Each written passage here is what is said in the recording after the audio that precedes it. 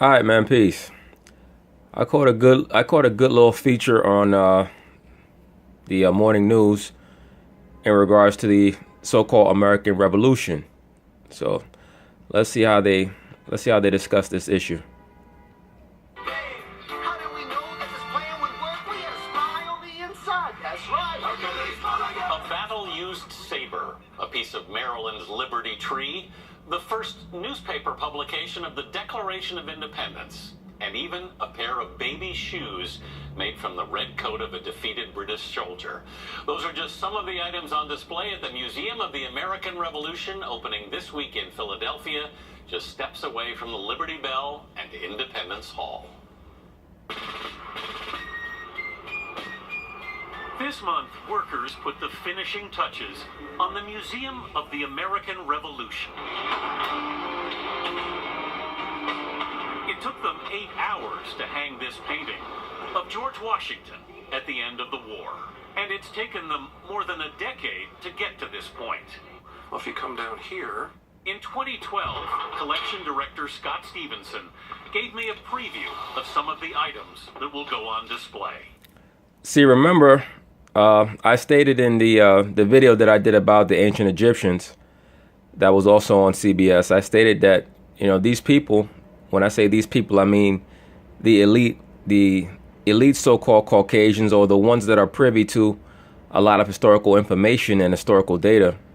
They have tens of millions of artifacts that they hide in or under museums in the basements, right, or in certain warehouses. Most of the things that you see on the showroom floor are fictitious, right? They're put there to promote a narrative about history. This is a British musket? A musket used in the Battle of Lexington and Concord, the first action in the War of Independence. It would have had a... No, the first actual action in the War of so-called Independence was when these so-called founding fathers got together and they decided that they were going to have all of the 13 colonies become Confederate. All right. Now, in 1717, I believe it was, you have four very small Masonic lodges that combined together to form the Grand Lodge of Great Britain. All right. Then you had the Masonic Lodge of Philadelphia that was formed, I believe, in 1731. Now, Benjamin Franklin joined the lodge in 1732. All right. Now, when the American Masonic lodges finally, got strong enough, they asked for a leader, a representative from the British Lodge. They appointed somebody named Daniel Cox in America. Now, Daniel Cox, he was the first man to really promote the 13 colonies coming together. Okay. So now after that, later on, the colonies, they started to do pretty well for themselves because they had their own money. Like I said before, when you want to understand these so-called revolutions, you always check for the money. All revolutions are caused due to money issues. You understand? So-called natural resource issues. Every last one. They're either caused because one or two parties are competing for control of natural resources, or a third party from outside of that region wants control of the natural resources, so they empower one of the two parties, or they empower a foreign party to infiltrate and cause confusion. All right, but we'll get caught up on that. Let's see what this guy's talking about. Would have had a strap. A soldier's canteen, one of only 3 known to have survived. You can see... This is U states. U states. If you think about it, at this point, the United States is still just an idea. Right. For years, the 3,000 items in this collection have been looking for a permanent home. They'll finally have one. Amazingly, it'll be the first national museum to tell the entire story of the American Revolution. They're not going to tell a damn thing. They're going to tell it. They're going to give you a narrative. Let's see what this old Caucasian man's talking about. It's been a long time coming, but I'm glad it's here. Brown University professor Gordon Wood is a scholar. Brown University, an Ivy League institution. All right. You must understand what that term means. Ivy League. That term is is according to the worship of the god Bacchus, B as in boy, Accus. All right. That is why when you graduate from a university, you get what's called a baccalaureate. You understand? That means that you have gained the mastery of the mysteries of Bacchus. All right. That is the god of he's also, like I said before, like I've said repeatedly, he is a hermaphrodite. That is the god of this society, Bacchus. All right. Once again, the Bacchanal. He was also known as Saturn, the hidden god. He was also known as Osiris. But his the flower, or pardon me, the plant that represented him was the ivy. All right. That's where you get the term Ivy League from. Okay, baccalaureate, the ivy plant. Right. When you graduate, you get your bachelor's. Right. The term bachelor comes from Bacchus. That's why when you're a bachelor, what do? You sleep with a bunch of people. You engage in orgies. You engage in revelry. The god Bacchus was the god of revelry. So anyway, this guy, he's going to give you a company line about the American Revolution. Of the revolution. And there have been museums for almost every conceivable event in American history or person in American history, but not for the American Revolution, which is extraordinary when you think of the Revolution as the most important event in our history. The museum's collection Another contrived event. will include this letter, written in Washington's own hand, celebrating the French joining the cause. Reason why the French joined the cause was because Benjamin Franklin, like I said, who was the head of the Masonic Lodge in Philadelphia, he went over to France to get their support. All right. Benjamin Franklin was also a pedophile and a serial killer, allegedly. The bones of over 30 children were found in his basement. Okay. He had numerous slaves, so you know who he was engaging in pederasty with and who he was killing. All this is alleged. Everything I'm saying is alleged. Okay. But Benjamin Franklin is also the same person who stated that the American Revolution was not over tea tax and stamp tax and all that other nonsense. The U.S. has something called the colonial script. The colonial script. That was a form of money that they were able to use that stabilized their economy because it actually was backed by the appropriate amount of gold and silver. What happened in the 1760s was that the Bank of England made the colonies no longer be able to print their own script. The Bank of England stated that they're going to issue they were going to make the U.S. colonies buy bonds. All right. A bond is just a promise to pay. The bond would act as collateral to the money that would be issued to the U.S. colonies by the Bank of England that the U.S. colonies would have to pay back with interest. All right. So that threw the economy of the colonies into a tailspin. That's what caused the rebellion. And that's why the so-called founding fathers, who are all Masons, George Washington and Jefferson and Franklin, all those guys, they initiated what was called the Boston Tea Party, where they dressed up as quote unquote Native Americans, i.e. Negroes, so-called black people, because these so-called Native Americans, the actual Native Americans, were Negroes. All right. They were not the Mongoloids that they put on television today. All right. So they basically got dressed up in blackface and threw tea into the Boston Harbor, which caused the British government to have troops stationed there, which caused the colonists to turn against the British government. All right. So that's what's known as the Hegelian dialectic. All right. Stage some type of fake event, what you call today a false flag, in order to get a required result. But let's continue on with this. That's a pretty exciting. That's a nice thing to have arrive. And this document. This isn't the original, is it? This is the original. This is the Printed original? in the spring of 1775. An enlistment form for recruits to an uprising.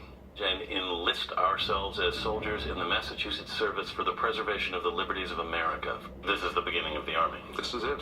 The carvings on a soldier's powder horn show the stakes were high. Kill or be killed. And Liberty or death. The museum will also feature the faces of the revolution. Pictures taken of Revolutionary War veterans during the earliest days of photography. Some of these former soldiers were more than 100 years old when they posed for these pictures. None of those men look 100 years old, so they probably just claiming it. But you know, it is what it is. Look at this guy here, Jabez Ellis. Says he was born in 1765. All right, like I said, he's not 100 years old. So unless he was maybe a page in the military, when the war was being fought, he might have been 8 years old, 7, 8, maybe 9 years old. What was he, running errands? Like I said, this man does not look 100 years old. He was not 100 years old. Let me get a look at the previous guys. Is this the Revolutionary War veterans during the early... This guy's 1761. All right, so maybe he was 13 years old or so. earliest days of photography. Some of these form 1768. All right, this guy was 5, 6 years old. He was not fighting any so-called Continental War. So again, this looks like some fake news, unless they're giving these guys credit for running errands. former soldiers were more than 100 years old. All right, he said they were over 100 years old. We haven't come across a guy who was 100 years old yet. None of these guys were 100 years old. When they posed for these pictures. Is this the prize of the collection, really? And they didn't show any so-called black men. There were numerous black men who fought in the war on both sides, right? The majority of them were fighting on the side of the British. You know why? Because the so-called blacks were still had a prominent position in Britain at the time. All right? Really? I think it would be hard to top this one, that's for sure. Many of the so-called loyalists were so-called black men, what they call redcoats. The 20-foot piece of canvas was General Washington's home during the war. This is his actual tent. This is it. This is the roof under which he spent at least half of the American Revolution. Personally, I think it's chilling to think about the emotions that were felt underneath this canvas. Now, out of storage, the tent is up again. See, the so-called Caucasian, they love all these little silly reenactments. But anyway, Washington was a so-called Mason, and he was the one who put Alexander Hamilton, who's famous now for being the sole focus of a play on Broadway called Hamilton. But anyway, Alexander Hamilton was a man of so-called mixed race. They don't talk about that now. He had a Caucasian father, a Caucasian Jewish father, and a mother who was, I believe, half so-called black and half something else. But he was ashamed of his parentage. They've totally whitewashed his image to make him look more Caucasian. But anyway, point being is this. He was an agent of the so-called Rothschilds. That's why he pushed so hard for what's known as the first American or first U.S. national bank. All right, which was chartered in 1791. Thomas Jefferson was against it. Because once again, the national bank, is what they use to control the money. All right, going back all the way to what I said earlier about the colonial script. They had the colonial script, and the Bank of England did not want that because they could not control the economy of the colonies if they were issuing their own money. So they actually loaned the colonies money on interest. That's what started the so-called American Revolution. All right. Anyway, this guy, Alexander Hamilton, he was an agent of the Rothschilds. His job was to push for a first national bank. He got it done. He was the head of the first national bank. Eventually, he pissed off a guy named Aaron Burr, who was vice president, I believe, under John Adams or John Quincy Adams, one of the two. And he ended up getting killed. All right. So the charter of the First National Bank elapsed in 1811. It was a 20-year charter. The Bank of England wanted a second national bank. That's why you have what's called the War of 1812. All right. They needed America to have to borrow money. It's what's called balance of power politics. All right. I think I might have spoke on this a little before. In balance of power politics, that's what bankers use to make sure that the governments that they lend money to have to pay them back. Right. Keep in mind, if you're somebody who's a homeowner, when you go out and you purchase a home, you purchase a mortgage. If you don't pay back your mortgage, you have something called a foreclosure because your house is used as collateral. right? The bank says either you pay me or I take your house. That's basically what that means. So you don't pay your mortgage, they come and they take your house. Now, in the case of governments, a government can repudiate their loan. Or repudiation basically means that I'm going to just tell you I'm just not going to pay you back your money. All right. That's what a president will do, or a king, or somebody who is in charge of a country or kingdom. So what the banks will do is they will build up two countries and they'll say, look, you either pay us back the money that we lent you, or we're going to sick this other country on you, because we'll tell this other country that if you don't go and you attack this country for us, we're going to run up the interest rates on the loan that we gave you, and we're going to throw off your economy. All right. That's how wars get started. All right. They want these countries to pay them back their loans. OK, that's why it's so important for them to have central banks in every country. They have to have a central bank. That's how they control the money. All right. So that's why they came in the War of 1812. They needed to have that national bank rechartered. And they were able to get the recharter.